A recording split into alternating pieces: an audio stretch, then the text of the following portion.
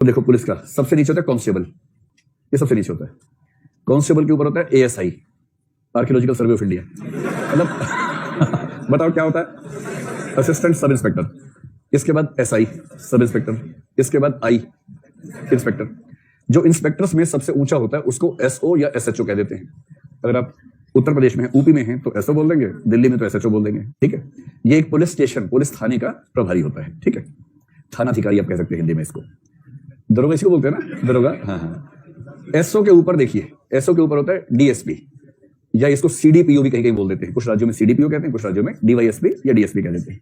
SDPO होता है, हाँ एसओ क्या फुल, अच्छा सब डिवीजन पुलिस ऑफिसर हुआ ना, सब डिवीजन पुलिस ऑफिसर। और ऐसे डीवाईएसपी, हाँ उत्तर प्रदेश में इसको सीओ बोलते हैं, सर्कल ऑफिसर बोलते हैं।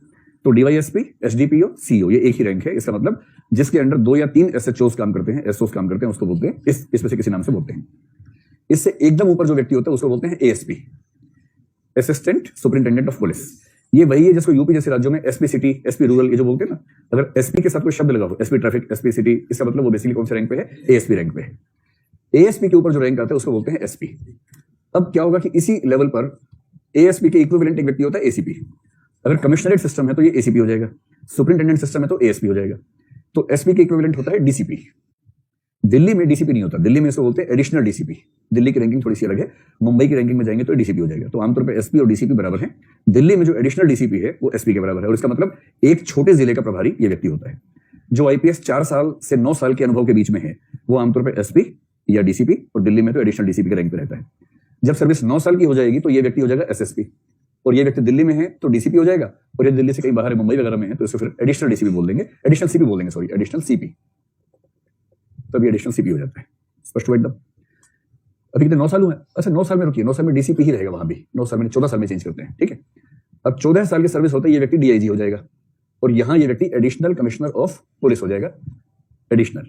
इसका मतलब ये जो एसएसपी है किसी बड़े जिले का एसपी होता है, जो डीआईजी है वो 2 या 3 एसपीज का हेड होता है, ठीक। जब सर्विस 18 साल की हो जाएगी तो ये व्यक्ति हो जाएगा आईजी, आईजी नहीं आईजी, इंस्पेक्टर जनरल। तो डीआईजी क्या है, डेप्यूटी इंस्पेक्टर जनरल। कहीं कहीं एसएसपी को एआईजी भी कहते हैं, जैसे सीबीआई में देखेंगे तो एआईजी कहेंगे, असिस्टेंट इंस्पेक्टर जनरल। तो असिस्टेंट के बाद डेप्यूटी, डेप्यूटी के बाद व्यक्ति उस पद पे आता है। जो आईजी का रैंक यहाँ पर है ये होता है जॉइंट सीपी, दिल्ली जैसे शहरों में जहां कमिश्नरेट सिस्टम होता है तो IG is equivalent to joint CP. IG के बाद जो रैंक आता है उसको बोलते हैं एडीजी, जब 22 साल की सर्विस हो जाती है, एडीजी। एडीजी के इक्विवेलेंट कमिश्नरेट सिस्टम में आमतौर पर स्पेशल सीपी जैसे रैंक चलते हैं। एडीजी के बाद बनता है व्यक्ति डीजी, और डीजी के बाद बनता है डीजीपी। डीजीपी और डीजी सब बराबर होते हैं, सारे डीजीज में से एक व्यक्ति डीजीपी होता है। डीजी हाईएस्ट रैंक है पुलिस का, और जैसे मान लीजिए किसी राज्य में 5-6 डीजी हैं, उनमें से एक जो सबसे प्रमुख है उसको डीजीपी कह देंगे। यही डीजी या डीजीपी रैंक पे जो व्यक्ति कमिश्नर सिस्टम है उसको बोलते हैं कमिश्नर।